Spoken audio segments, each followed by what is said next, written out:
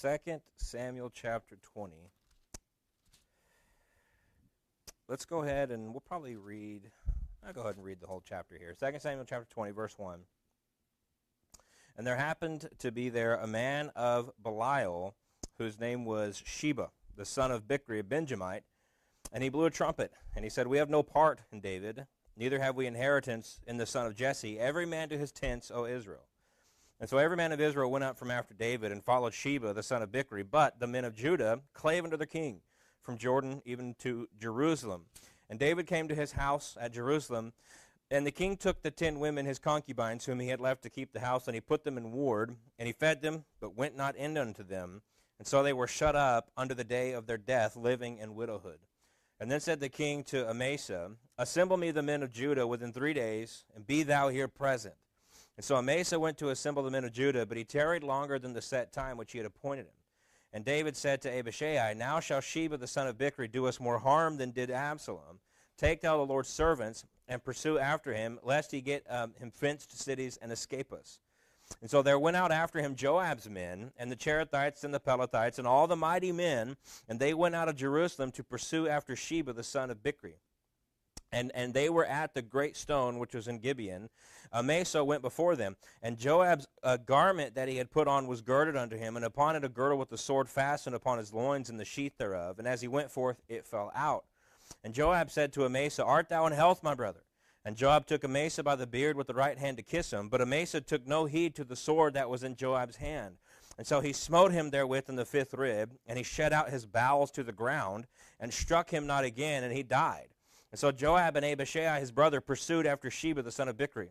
And one of Joab's men stood by him, and he said, He that favoreth Joab, and he that is for David, let him go after Joab. And Amasa wallowed in blood in the midst of the highway. And when the men saw that all the people stood still, he removed Amasa out of the highway into the field, and cast a cloth upon him, when he saw that everyone who came by him stood still. And when he was removed out of the highway, all the people went on after Joab to pursue after Sheba the son of Bichri. And he went through all the tribes of Israel unto Abel and to Bethmaachah and all the Bederites, and they were gathered together and went also after him. And they came and besieged him in Abel of Bethmaachah, and they cast up a bank against the city, and it stood in the trench. And all the people that were with Joab battered down the wall to throw it down. And then cried a wise woman out of the city, Hear, hear, say I pray you unto Joab, Come near hither that I may speak with thee. And when he was come near unto her, the woman said, Art thou Joab? And he answered, I am he. And then she said unto him, Hear the words of thine handmaid. And he answered, I do hear. And then she spake, saying, There were wont to speak in all times, saying, They shall surely ask counsel at Abel. And so they ended the matter. I am one of them that are peaceable and faithful in Israel. Thou seekest to destroy a city and a mother in Israel. Why wilt thou swallow up the inheritance of the Lord? And Joab answered and said, Far be it from me that I should swallow up or destroy. The matter is not so. But a man of Mount Ephraim, Sheba the son of Bichri by name, hath lifted up his hand against the king, even against David. Deliver him only, and I will depart from the city. And the woman said unto Joab, Behold, his head shall be thrown down to thee over the wall. And then the woman went unto all the people in her wisdom, and they cut off the head of Sheba the son of Bichri, and cast it out to Joab. And he blew a trumpet, and they retired from the city, every man to his own tent. And Joab returned to Jerusalem unto the king. And now Joab was over all the host of Israel, and Benaiah the son of Jehoiada was over the Cherethites and over the Pelethites, and Adoram was over the tribute, and Jehoshaphat the son of Ahilud was the recorder, and Sheva was scribe, and Zadok and Abiathar were the priests, and Ira also the Jerahite was chief ruler about David. And so all of this kind of stems from chapter 12, really, where David begins to receive his sentence, his punishment, whatever word you want to use for it, for his actions with Bathsheba. And he was told, Nathan told him, the sword will not leave your house. And so since that time, it has been one tragedy, one difficulty, one event after another. And this is just in keeping with what God said would happen. And so obviously we understand the immediacy of Absalom and the rebellion that he started, and what of a major event and turn of events that turned out to be. And then seemingly with really not much respite. There was not a whole lot of time in between. At least that's the sense that we get from the scriptures here. Another rebellion is at least attempted. And it had the vestiges of success. it seemed like this could be another big problem for David. And so before the wounds could even heal from the last rebellion, this new one breaks out. And so this one, by verse 1, we see is led by a man named Sheba, and the Bible calls him a man of Belial. Now, we don't know really anything about him.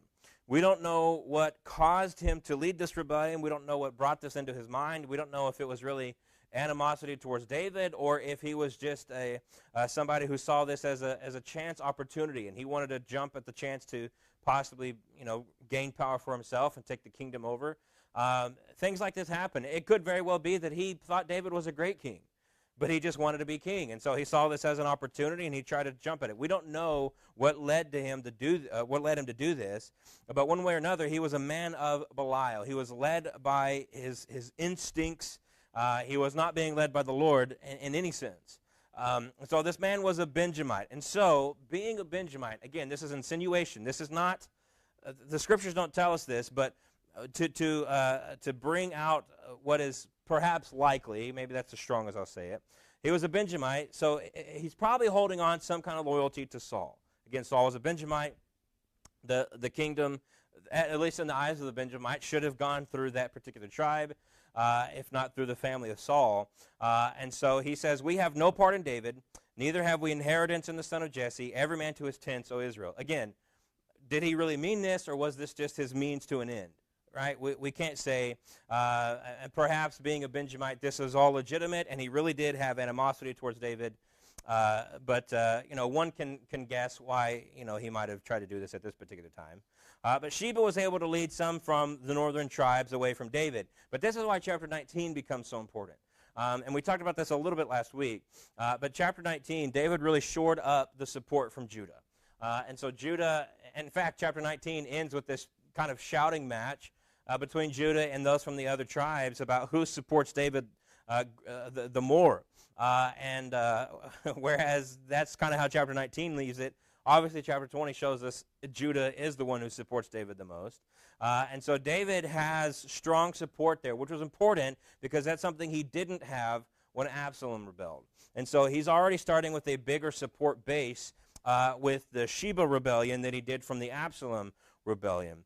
And so the support from Judah at this point never wavers. They're firmly behind David. They're firmly behind David as king. And that was important for David to be able to stomp out this rebellion quickly. Because that's one thing about these types of rebellions. You don't want them to get legs. You want to take this out as soon as you possibly can. And then we get kind of this short aside here, verses 3 and 4, telling us what David did kind of as a backdrop when he finally got back to Jerusalem.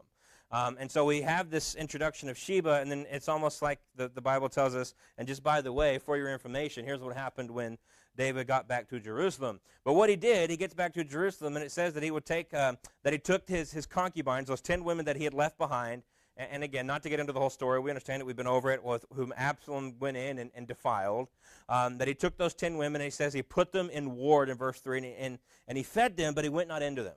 And so he kept them, provided for them, gave them the things that they needed, but had no more relations with them. And so this all goes back to, again, chapter 12, where David is told, I will take thy wives before thine eyes and give them unto thy neighbor, and he shall lie with thy wives in the sight of thy son. And so there was a definite prophecy, which obviously we saw Absalom do this. But what David does here is in keeping with the law. They had been defiled by another man. They were not supposed to go back to David. Now, obviously, this was completely out of the hands of these women. More than likely, again, we're not told all the stories of these women, but more than likely, they never chose to be a concubine of David. More than likely, they didn't choose to be left behind. Obviously, they did not choose for Absalom to do what he did. All of these things have been acted upon them, and yet they're still kind of reaping the consequences of these things. And so even though what David does is in keeping with the law, and he does what he was supposed to do, one cannot help but to see their sad situation as a perpetual reminder, not only of the consequences of sin, obviously that's there, But I think one thing that's most evident in their story is the effect that our sin can have on others. Like I just said, these women, as far as we know, didn't choose for any of this to happen. All of this was acted upon them. And yet they're the ones kind of feeling the brunt of the consequences here. And now, obviously, David has his share of consequences, but as far as they're concerned, they're reaping a lot that they did not sow. And so, again, you look at their life, and I think verse 3 is to be seen as a sad thing. I think verse 3 is to be seen as something that is this terrible thing that fell out upon these women. And again, what do we take from that? What do we glean from that? That our sin doesn't just affect us. Now, it does. Our sin does affect us. That's not the point. But the point is that our sin also has an effect on others, particularly others whom you are in an authority position over, which David was. And so we've got to understand that, to use the phrase, our sins don't just take place in a vacuum, where if there's consequences of it, it's just going to fall out on us. Everybody else is going to be fine. No, our sin does have an effect upon other people. And this is very, very evident in this particular situation with these concubines of David. Not to mention the fact that David never should have had concubines to begin with. But nevertheless, here they are feeling the consequences of several of David's sins.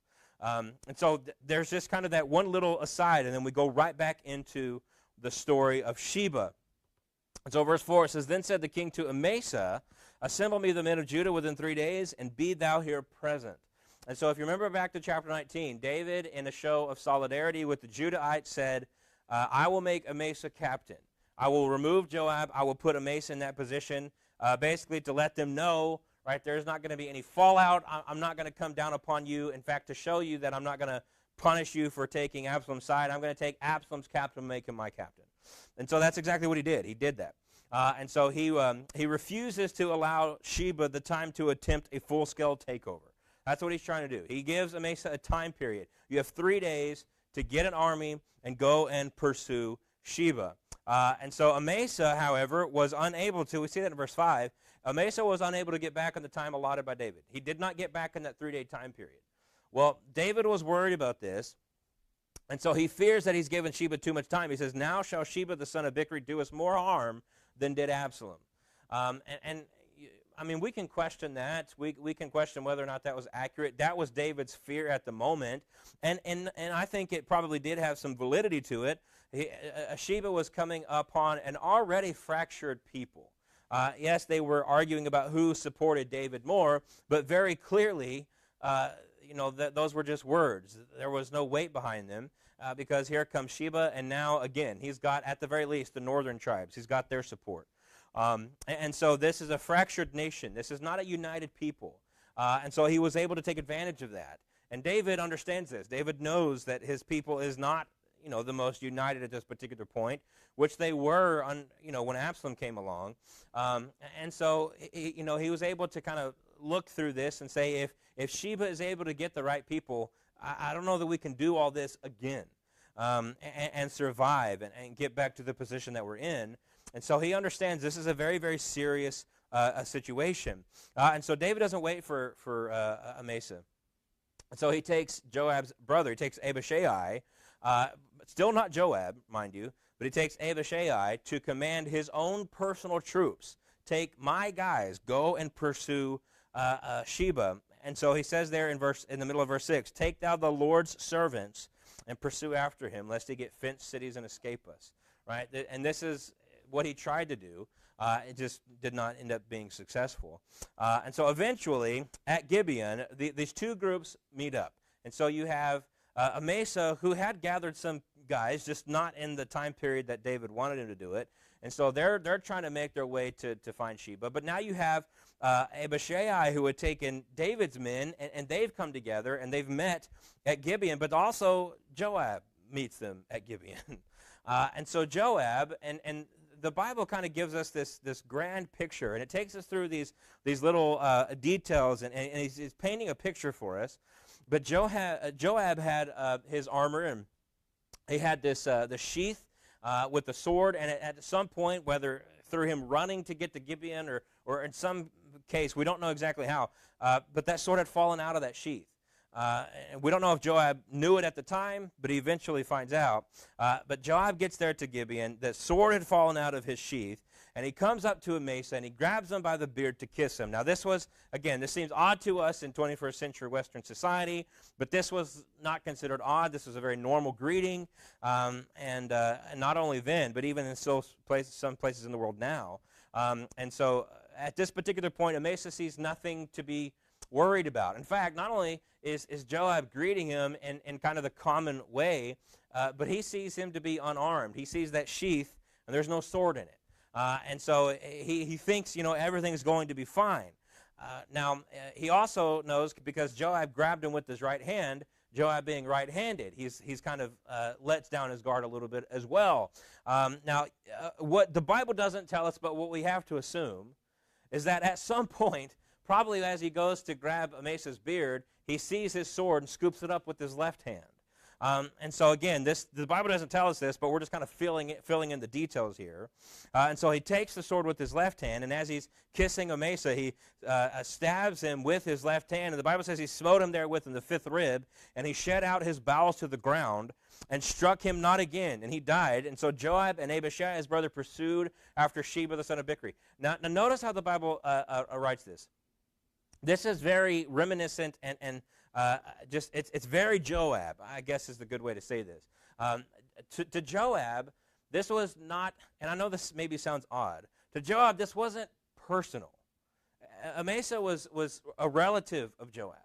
But for Joab, this wasn't personal. Amasa was an obstacle. Joab had what he considered a job to do. And for Joab, the job was solidifying David's position, because if he can solidify David's position, it ultimately will solidify his own once he gets it back, and he will get it back. And so for him, Amasa is simply an obstacle to complete my objective. And so for Joab, all he has to do is just eliminate the obstacle, and then I can go to and do the next thing. And so it wasn't this grand emotional thing for him. And so perhaps in Joab, we see a little bit of a kind of a psychotic behavior almost. But he had something to do. Amasa was standing in the way. And so for Joab, right, this is just something I have to do. And so he kills Amasa. And you see that this isn't emotional. This isn't an act of anger, because the Bible specifically tells us he kills him. He doesn't strike him again. Right? He's dead. I don't have to keep stabbing him in some kind of emotional outburst. This is something that you do see a lot of the times when you have a heat of the moment, or a killing in passion, something like that. You don't just stab the person once, and once they're dead, you're done. No, there's multiple stabbings, and you see that all the time. That's not what Joab does. It's quick. It's efficient. Obstacle has been conquered. Now I can move to the next one. And this is just how Joab operates. And so this is what we've seen Joab do before. We've seen it back in 2 Samuel chapter 3. We've seen it in 2 Samuel chapter 18. When Joab sees there's something in his way, Joab eliminates it. That's what he does. And so that's exactly what he does here with Amasa. To quote Brueggemann, he said, Joab has not uttered a word. He never blinks, never misses a step. He proceeds immediately to the northern campaign. Swiftly, silently, and mercilessly, Joab has eliminated his rival. And so notice, again, not only does he not strike again, but the second Amasa is dead, the Bible tells us, so Joab and Abishai, his brother, pursued after Sheba. It was just like as soon as Amasa was dead, Joab was like, all right, guys, let's go. Let's go fulfill the king's command.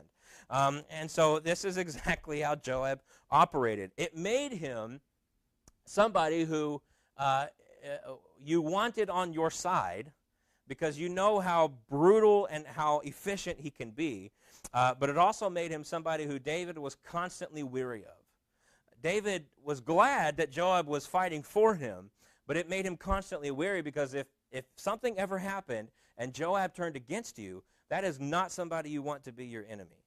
And so this is kind of this back and forth that Joab and David had, and he's a very interesting and fascinating Bible character. He's not anybody who you would ever say is some kind of model and that you would want to live after. But he was an important part of David's story. And in fact, a lot of the things that David did, he probably would have been unable to do if not for Joab. And so God used this man, this hard, goal-oriented man to help David do the things that he did. And so now Amasa's dead. And so for Joab, again, this is kind of business as usual. This is not emotional. This is task A that I need to finish before I can get to task B. And so Joab he kills him and he moves on. And so Joab had a job to be done, and now that this was over, he's ready to accomplish the job, the main task at hand. But obviously, not everybody has that kind of mindset.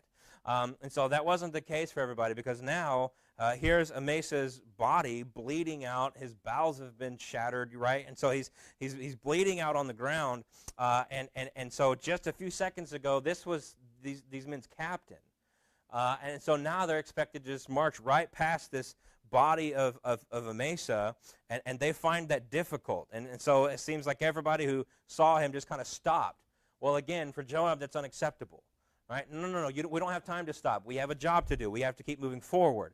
And so what do? They just move him off the side of the road, and they cover his body, right? Out of sight, out of mind. Don't look at him. Just keep marching, right? This is, again, very typical for Joab and how he operates. And so with the second obstacle now out of the way, they could move forward, and they can do what David wanted them to do. And so it says, all the people went on after Joab to pursue after Sheba the son of Bichri. And so, with all that done, now we get back to Sheba. And so Sheba had made his way to the far north of Israel. And he makes his way to the city of Abel. And this is exactly what David was afraid of. He would make his way to a fenced city. He would make his way into a city where it would make it difficult to come against him. And again, from David, this is a nightmare logistically. Because what do? Do I allow Sheba to take over the city, thus gaining power and time to get supplies and men and influence, or do I besiege an Israelite city when my people are already fractured and there's not a whole lot of unity going on, right? And so this is a nightmare logistically for David. And so Joab, again, for all his faults, was the right man for this particular job, whether or not David ever wanted to admit that. And so Sheba had made his way far north, and Joab catches him, and they begin the process of besieging the city. They were working to tear down the walls of that particular city when Joab then hears the voice of a woman. We never get her name, but Joab hears the voice of this woman call out to him and says, Hear, say I pray you unto Joab, come near hither that I may speak with thee. Well, Joab, to his credit, listens. He doesn't just, kill her. He doesn't just shut her up. He listens. And so she tells Joab, she says, There were wont to speak in old times, saying, They shall surely ask counsel at Abel, and so they ended the matter. What she's saying is, Abel has been long known as a city of wisdom. If you have a problem, you take it to the wise people at Abel, and they'll figure this out. They will come to an agreeable conclusion. As it says, they ended the matter, right? And so there was a city known for wisdom. It was a very old city. By what she says, you're going to kill a mother in Israel. You're going to take out an old, established people. And so essentially the residents of the city were considered very wise and people who should be listened to. And so she says that she was one of those wise people. And so essentially he's telling Joab, there's credibility here, there's a history here, I'm somebody who you need to listen to. And so she asks Joab, right, why have you come to destroy our city? And she says, swallow up the inheritance of the Lord. And this is an important question, because as an Israelite city, this isn't just any old city. As an Israelite city, this is something that has been given by God as an inheritance to his people. And so here are David's men, the king, the God's man, his men coming to destroy the inheritance of God. This is a backward situation. This is not as it should be. And so considering the events of the day, Joab's response is funnily kind of ironic. He said, far be it from me that I should swallow up or destroy. And so considering the fact that he just, without blinking, killed Amasa, no, he comes to this woman and says, no, I'm not here to destroy. I'm not here to swallow up anything. And so, maybe a little ironic, but nevertheless, he assures her, we don't want to destroy the city. All we want is Sheba. We want the one guy. And so, again, we don't know who this woman is. We don't know anything about her history. All we know is she's this wise older woman in the city of Abel. And so she tells Joab, you just hang out right there, and we'll get you his head. We don't know how long she was gone. We don't know how long Joab and his men waited out there. But eventually, Joab and his men just see the head of Sheba flying out the window of the city. And so she did exactly as she said she would. And so it says that she went into all the people in her wisdom, and they cut off the head of Sheba the son of Bichri and cast it out to Joab. And again, to his credit, they keep their word and they leave. They don't pursue anything else.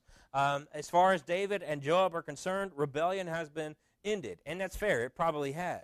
Now, what is interesting about this, and there has been kind of this running theme in 1st and now 2nd Samuel, where David has been saved by the actions of a woman.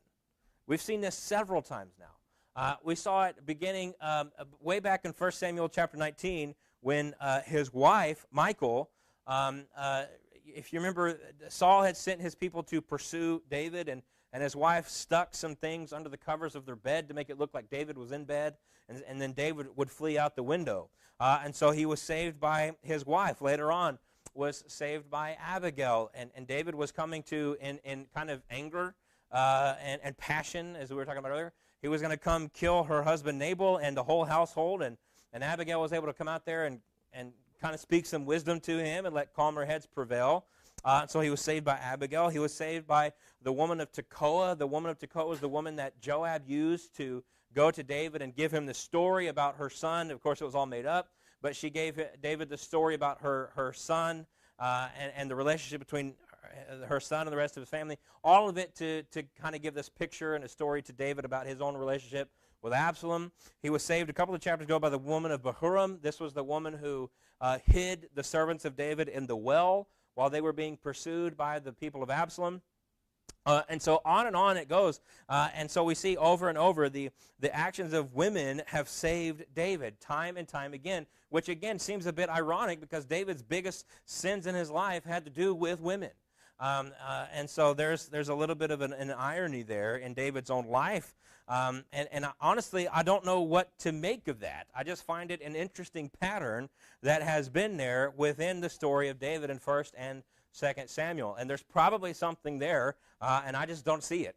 But I just wanted to point that out, that it's something really, you don't really see a whole lot in Scripture, but it is something that is there over and over again in the life of David. And so the chapter ends with a couple of verses talking about, they wouldn't have called it this, but for our understanding, David's cabinet.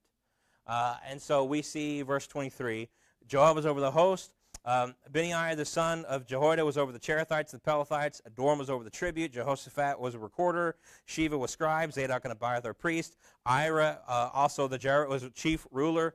And so we get this look at the men that David had put in positions of leadership, or again, to say it another way, his cabinet. And so most notably, obviously in that, is the fact that Joab is back over all the host of Israel. He did exactly what he wanted to do. He, again, we've seen it several times now. What did he do? He solidified David's position as king. He did so by taking out Sheba and the rebellion, this new rebellion, and by solidifying David's position, solidified his own.